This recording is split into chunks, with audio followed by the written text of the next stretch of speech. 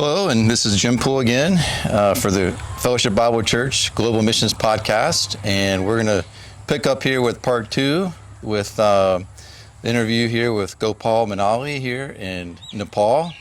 You know, I've always, this is a side note kind of joke, like Nepal and Gopal, like your name is so close to the name of where you live in the country. And so we also have with us here Carl Dennis, and he is from the Fellowship Bible Church Shenandoah.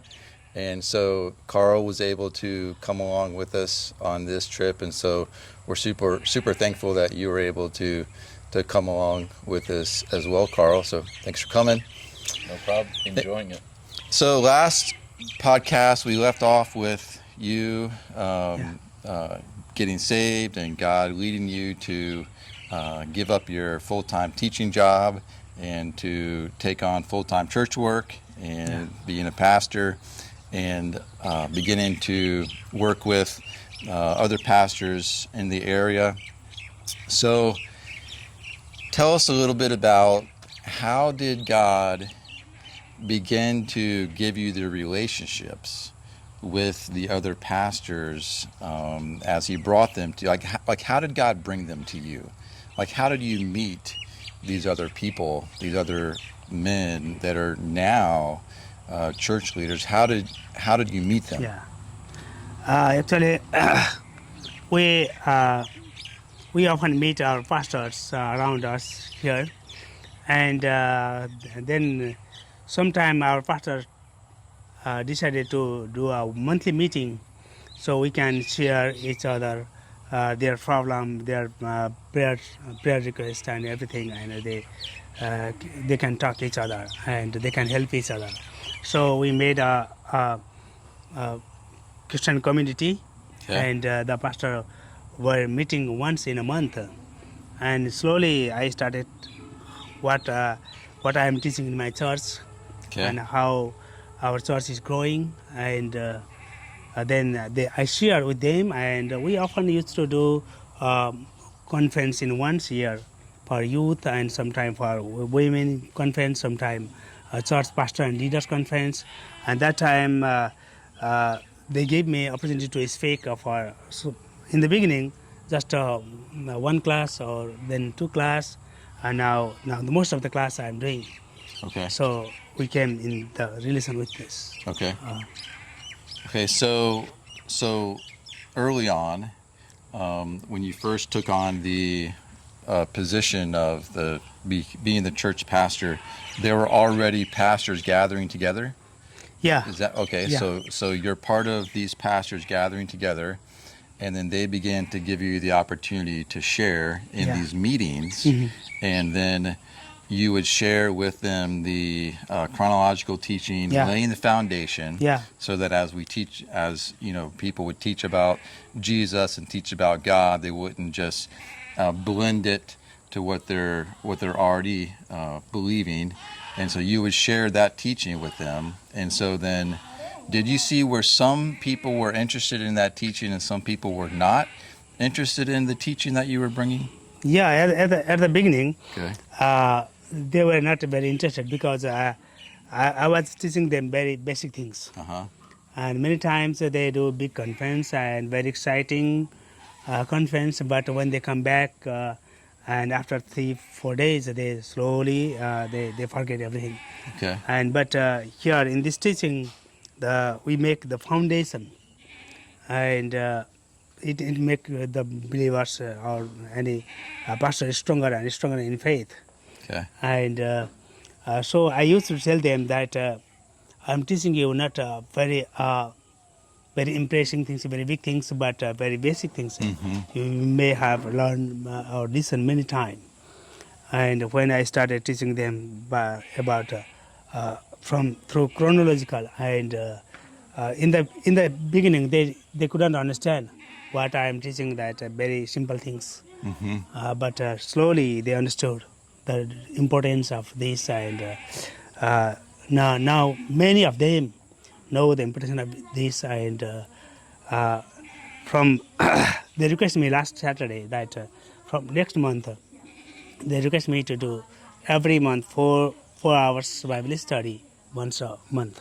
Okay. and I will teach them through a chronological system. Okay.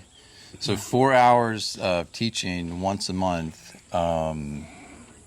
Is that what you were sharing, where they come together on Tuesday nights, or is that something different? Oh yeah, this is on Saturday. Saturday. Okay. Saturday So, after service, we'll meet in one church. okay. And we'll do this. A little Yeah. side note here that in Nepal, church is on Saturday, Saturday, yeah. which is really different. Because Saturday is holiday here. Holy Day here Yeah. in Nepal is on Saturday, and so we had Yeah. today's Sunday here, where we had church yesterday on Saturday. So yeah, so once a month on Saturdays after your service, Yeah. you're meeting with these leaders to for 4 hours to teach them. Yeah. Yeah. To teach them through the lessons. Yeah. Yeah. So currently, there are five stations nearby here, meaning your village, where we're Yeah, at right yeah. now, at your house. And so, Carl, I'm going to ask you a question. So yesterday and today, we drove around to these to these 5 different stations, and to give me some of your thoughts about what stuck out to you the most about visiting these 5 different locations, the 5 different churches and stations where we visited the past yesterday and today. I think the first thing that really stuck out to me is how the gospel has been multiplied by an investment in just one individual. So 20 years ago, FBC in Winchester partnered with Gopal and taught him, and as he progressed, and then he began discipling others, and to see how that has just multiplied to the 5 different churches. We were in his church yesterday morning, and there were about 100 people there. It was just wall to wall, front to back. We went to a second church. There were about 60 people there, again, wall to wall, front to back. They couldn't fit any more inside. We went and visited another place, and here's an individual who's giving of his own land to build a place where another church can worship. And then today we visited a couple of places where there were places in the attached to the home or in the home where people worship and learn about God. And I just keep thinking to myself, and this all started because of the investment in one individual. And being one individual myself and looking back over my life, I can't really pinpoint that kind of multiplication of the gospel. And I think about the efficiency of reaching the indigenous population here. And I came here to learn about a different way of doing missions. My church, FBC in Shenandoah, asked me to come and to observe and then to come back and report to them. So I was looking mostly at the conference that's going to be held later in the week. So this experience of being here in these churches has just been icing on the cake, so to speak. And I sat in church yesterday morning and brought tears to my eyes almost to look around the room and to realize, here's my brothers and sisters in Christ that I've never met. Amen. And then to look at how Gopal has used different avenues to reach into his community. We visited the school that has a lot of untouchable children, and I looked in the faces of these little children, and I just think to myself, I don't see anything different about them than any other child anywhere. Right.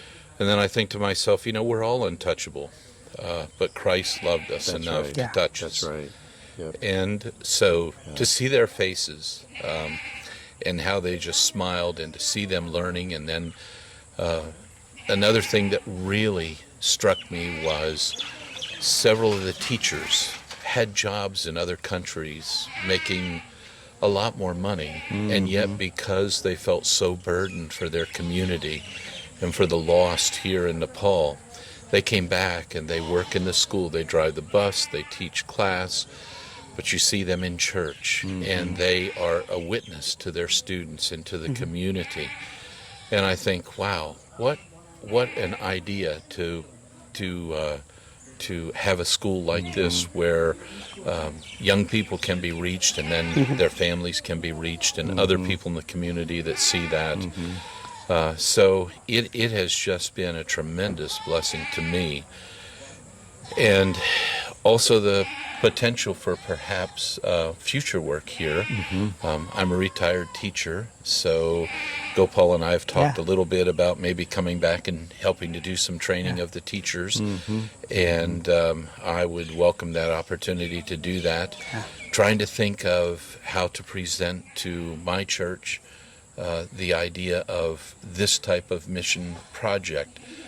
One of the statements that was made to me by Scott was missions is global discipleship. And you know, having been a Christian since I was 16, I've heard about discipleship, but I've never seen it in a systematic way like it's presented in the missions program at FBC in Winchester. And I just think, you know, this is the way it should be done. And then to come here and to see an actual example of that is really striking. You know, missions being global discipleship, it also behooves us as a local church that we have to be missionary minded in our own community in Woodstock and Shenandoah County, and then to also be able to reach out to places all over the world, such as here in Nepal. So it has really been a blessing to meet with all of these individuals, to see brothers and sisters in Christ in the churches, and to look in the eyes of people who are doing the work of the ministry. And I think of that verse, you know, equipping the saints for the work of the ministry. And that's exactly what this has done. Yesterday, another thing, and I don't mean to ramble on, but I sat in the front of the church and during the service, and people would come forward and give gifts. There was a huge bag of rice. There were bags of things that were given by people, and they brought it up, and I asked later, well, how was that used? And then to find out that, well, they use that to help feed orphans and other people in the community that need it. And, you know, I just, that's something that I've never experienced before. That kind of outreach. So it wasn't just one bag of rice. It wasn't just one gift. There must have been a dozen up there. And then there was an offering that was taken. So there was money that was given. But there were tangible things that were given that could be used in other ways. You know, in America, we give a tithe or an offering. We give money. And that's supposed to satisfy our soul that we've done our part. And I look here and I think about how these people more completely use the gifts and the blessings that God has bestowed upon them to equip the saints for the work of the ministry here. Yeah, thank you, Carl. And I agree with you 100% that where we have been with these different stations, and one of them being here, where we are right now at Gopal's place at his house. You know, to our right here, his house is to the left. To the right is the church building, and so Gopal donated the property there that the church is on, and so here we have, you know, somebody giving of their land that the church building can be on.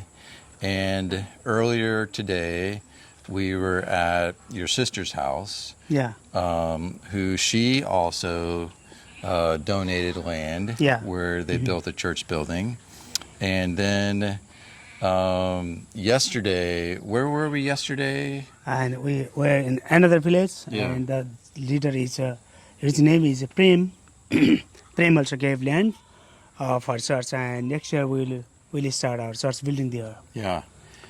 In Harka. We were at Harka's place yesterday. Harka's so that's the second church where Carl was mentioning that we went to the second service yesterday. So Harka, we went to Harka's house, and so they built an addition on the Harka's house on his property, and so they're another example of somebody giving of their property to have a church building there. And then again today, we were at those other folks' house where the second to the last stop today, where they've done another. They've They also gave land for church. Yeah. So 5 places that have 5, and then 1 yet to be built, that have given their land to put a permanent building on, so that the church can meet there. So Gopal, why do you think people do that? You know, what's motivating, and what's leading you, other people that we've been around this past couple of days, what's leading people to just give their land so that the church can have a place to meet? Actually, we never force them to give this much and this for this, but we teach the Bible, and I see God's Spirit is working in them, and they started love God and started love God's people, and so when they see the need, and they think that if I can give the land, and there will be church and many people can worship, and they willingly giving this, and because the Holy Spirit is working within them. I see that. Yeah. Amen. Yeah. And so that goes back to what you're saying, Carl, with the discipleship through the decades of involvement with FBC and with Gopal and other leaders and you mentioned the word multiplication, and so God brings Gopal, and then Gopal disciples some, and then they disciple some, and then they disciple some, and so there's just this large amount of people that have been discipled, that have been trained and equipped. They're giving of their land so that church can be built there, and there are leaders in these churches that are doing the preaching, that are working with the children, and all these different areas. So just a wonderful thing. It was interesting when Carl and I were talking on the phone before we came here. You said, "Yeah, I'm looking forward to being a fly on the wall, to just come and observe." And I told you on the phone, I said, Carl, I'm going to tell you ahead of time, you're going to be more than a fly on the wall. You're going to be involved, and I'm not quite sure how, but I know God's going to have you to be involved.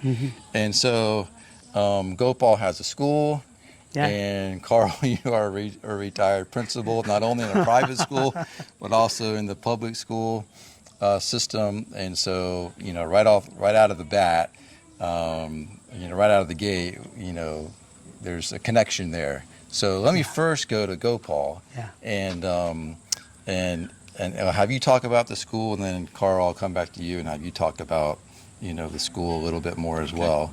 And so Gopal, you were an English teacher in the government school. And so how did the whole school thing happen? So tell us about how you were led to and decided to start a school. I thought you got out of the school thing, so now you're back into the school thing. So, how did that happen? When I left my government job from the school, and I was working in church only, and that time I saw many children around us from low caste people and untouched people, and they are not going to school because in private school they cannot pay, and in government school they are not respected well, so they are not going to school. So private school, let me get that straight. So private school they can't pay, because they don't have enough money to pay. And then in the public school, the low caste are not respected. Are not respected. Okay. And also the education quality is not so good there. Okay. And so many children around us are not going to school, and I thought that I will bring them to our church and give free tuition 2 hours every day. Okay. And at the first, we started about 10, 12 children. And we started. So you giving- started with 10 or 12 children Yeah. from this area right this- here. this You area, bring yeah. them to church. Yeah. And Sunday school. Yeah, just the teach same them a same hall little we bit. were worshiping on Saturday, Uh-huh. and other 6 day we had a mat and they used to sit on the mat and Okay. start teaching alphabet and something English and Okay. Nepali both. All right. And we were doing that, and some guardian parents came to us and requested, why not you start a school here? But we were not thinking about a school that time. And but some years later, Shaji Abraham and Okay. Hanson and Augustine came Augustine. here to visit our So our area. Saji, Hanson, Augustine Yeah. came here. Yeah. Okay. And they when they went back, they didn't say anything to me, but they collected some money in their church to register a school, To start the school here. to start school here, and they sent some money, and then I went to government office and registered a school and started school. But at the beginning time, it was very difficult, and our church youth leaders, especially Sunday school teachers, and my wife and some of our other leaders start teaching freely in the school because there was no income. And many times we were thinking to stop school because our people were working freely. It Okay. was not possible all the time. Okay. And but now I think now God has started this school. It was not my plan, Mm-hmm. and so and slowly the FBC started support the children, and then we can give some salary to our teachers, and now we have about 200 children in our Okay. school, and many got the opportunity to get education. Right. And from when we started free tuition here, that time we gave free education to many very needy children. Okay. And they are a good Christian now, and they are youth leader in our church, and they are also teacher in our school now. Okay. They finished So- class 12 and they became teacher here. Yeah. So, let's see if we can track, because this comes back to like the multiplication. Like, so there's a spiritual involvement with training and equipping the pastors and the leaders, from 15, 20 years ago. Yeah. And now those are church leaders. They're preaching. They're leading Sunday school in the churches and the stations around where we are. They've been trained and equipped, Yeah. and they're training and equipping others. So let's help us to track what you just said there, because it's really very interesting and I think really significant. And we see it here because we're here. Yeah. So some have come to your school that were young children Yeah. who probably wouldn't have gone to school, Yeah. and now and then they ended up growing up in the school, and maybe even here at your house, and we'll touch on that in a little while. Yeah. And now they are teaching in the school, or Yeah. they're driving, helping to drive the bus. Yeah. And so talk us through some more of how people have been impacted, children have been impacted, and then where it's led them and where they are now. Yeah. Some children that time, if they were not get help from us and they cannot get education, and they realized that when they passed their high school, and they decided they will not go for more money to the cities or out of countries, and how they get the education and help from this church, and they realized and they decided to work here, and some youth still working here. They were first out, our first children when we started free tuition. Yeah. You're going to add something? Well, I was thinking of James and the discussions I had with him yesterday, and Yeah. one of the teachers in your school, and he came to me and was asking me about my background and my teaching and my education, and He seemed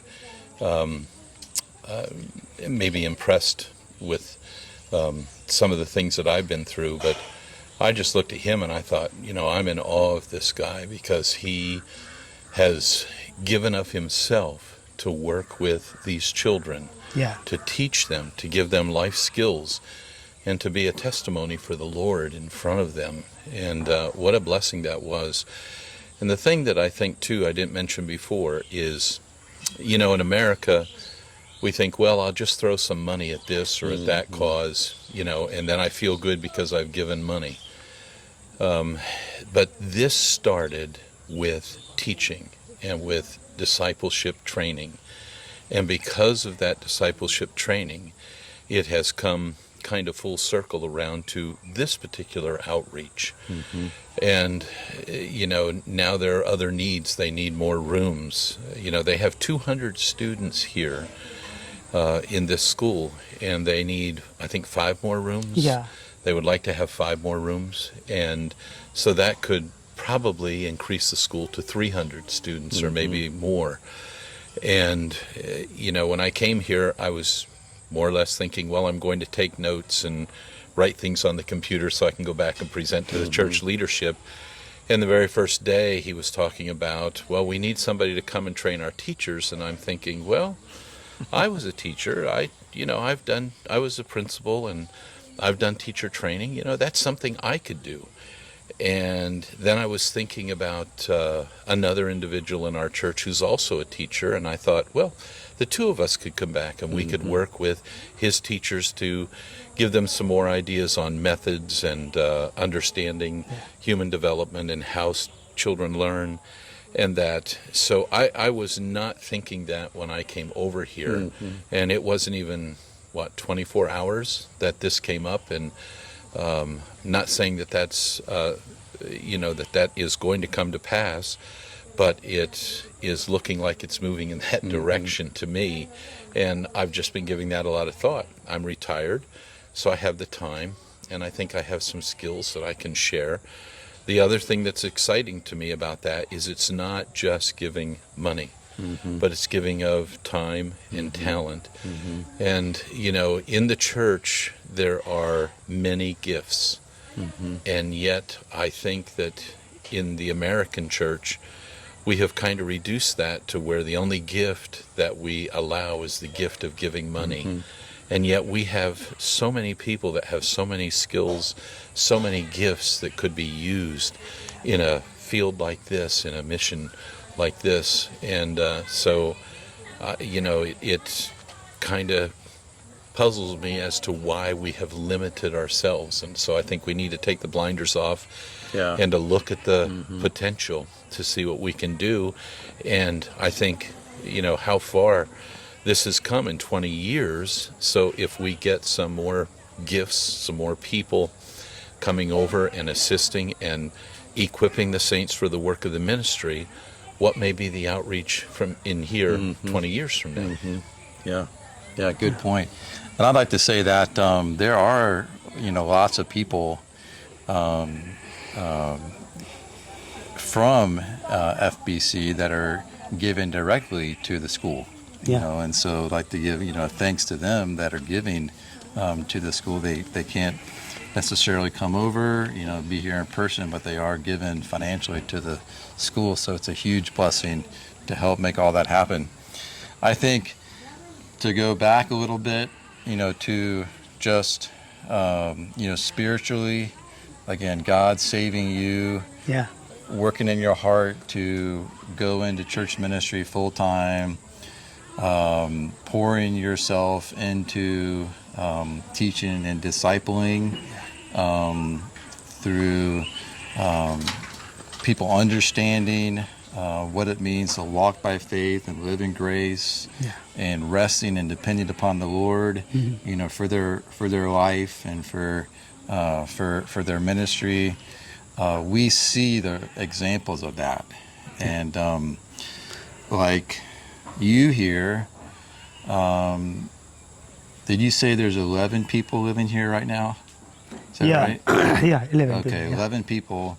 How many of them are Okay, there's you and Amrita, and your two, my son, one son and daughter. your son and daughter, Yeah. and then your My father-in-law and mother-in-law, okay, and 3 orphans, Urmila, Upasana, and Daniel. okay, and 3 orphans. Yeah. Yeah, and so you're just living example of just opening up your life. Not only, what it costs to buy food for additional people into your family, but opening up your life, opening up your time, opening up your home, opening everything up. And so you're modeling that for everybody else, and it's just because of God. Yeah. I don't want to exalt you. I know you don't want to be exalted. Yeah. Really, God did this all. Yeah. Yeah. And so where we have been, we went and visited. What was the gentleman's name who is the driver who used to be in Saudi Arabia driving trucks? What's his name? His name Prem. Okay. Yeah. So he was driving trucks in Saudi Arabia, Yeah. making a lot of money. Yeah. And what's that story with him coming back and? And when he was in Saudi Arabia driving a truck, and he was getting good money there, but there was a big burden in him that he shared me. He will come back Nepal and buy some land and make house for him, and he will give some land to build a church house. Yeah. And when he came back and he did this, and he wanted to come in church ministry, not to go back Saudi Arabia again. He can earn better money there, but even though he is getting a little bit here from our school, so even though he is working here and want to come in church ministry and give time in church. Yeah. So he was discipled. Yeah. He was taught and discipled. Yeah. Goes to Saudi Arabia driving trucks. He is making good money. Yeah. He could continue to do that. He Yeah. could keep making good money, but because of God's work in his life, Yeah. because of being taught and discipled and trained, he says, I'm not going to continue to do that. I'm actually going to give that up. I'm going to come here. I'm going to buy a piece of land, and I'm going to build a house. But I'm going to buy a piece of land and build a house such that I can have a church on my piece of property along with my house. It's just the selflessness with you and with him.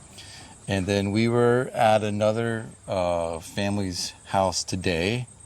It was we stopped at so many places today, I can't remember which place it was.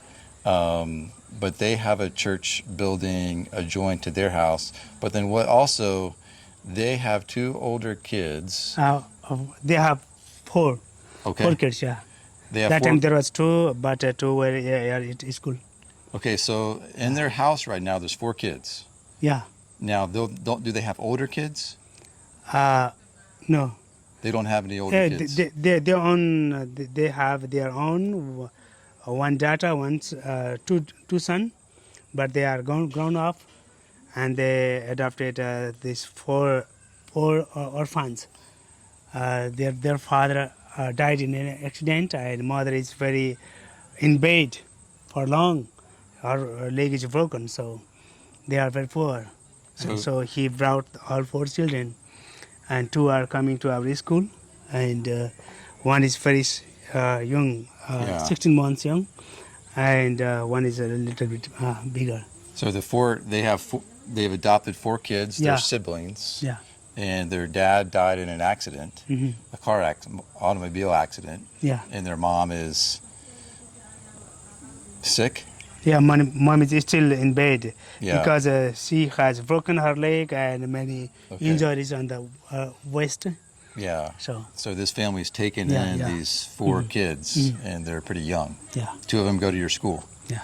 Okay, so also this couple that has brought in these 4 children, they also have 3 children that are out of the house. Yeah. So I want everybody to make note of that. it's like this couple has raised 3 children that are now moved on out of the house, grown up and moved on, and now this family has brought in 4 young children. They've adopted them. Now again, what I want to emphasize is that the reason that that's happening is because of the training and the discipleship and the teaching and just the depth of maturity that the people have. And with that comes the care and the love and the heart for others, and just selflessness. And everywhere we've been, they know the love of God, and so they started to love other people. Yeah, exactly. Everywhere we've been, there's just been a huge, it's just unbelievable amount of selflessness here, and just care for other people. And its roots are in God's work in your life with the message of Jesus saving you, and then grounding you in His finished work and what it means to trust in the walk with God. And so, and now we're seeing the fruit of all that. Yeah. Would you like to add anything? Say anything else as we wrap up? Say whatever you want. I think it's okay. Okay, you good? Okay. Yeah. All right. Carl, do you want to add or say anything else? Just want to reiterate what a blessing it has been. It's been a real joy to get to know you and Scott better. Likewise. And appreciate some of the great conversations we've had, and have clarified a few things in my mind. This morning when we were talking, I kept having to go into my computer to write things down so I'd remember them, not forget them. But the blessing that these people have been, an encouragement to me, and I'm anxious, excited to go back to my church. We have a lot to offer. We've been given an awful lot by the Lord. Excuse me, we need to be responsible with what God has given us. And global missions, I think global discipleship is going to be a critical part of that. Amen. Let me end with one more question, Gopal. And so our listeners listening to this podcast from Fellowship Bible Church and others that might not go to our church, you mentioned to us that if people would want to come here and be a part of the school and just be a part of what God's doing here for a week or 2 or a month, that's actually a possibility, right? Yeah, really. Yeah. So really. Share a little bit about that and that opportunity. From FBC, and if someone of you want to come and spend your holiday times, here is a big opportunity to spend time here. And we have a school, but our school is English school, but we are not good in English. And our teachers are not good in English. And so if they can teach some language here in our school, even though our school is up to grade 5, and if they can teach some words and some sentences, would be very, very helpful for us. Yeah. Yeah. Great. Yeah, so thanks. And so we've had the privilege of being here and just seeing what God's doing here. And so, but for people to come here that English is their first language, and because the teaching in the school is in English, and so that would be something that you would welcome folks to come that English would be their first language. So, I just want to say thank you to you and your family for having us these number of days. Your hospitality has been really, really great. And, you're welcome. We've tried to have you come to our missions conference. We said 6 times. We've tried 5 or 6 times. We've tried 5 to have times. you come 5 times. So we're going to have our conference next October 2023.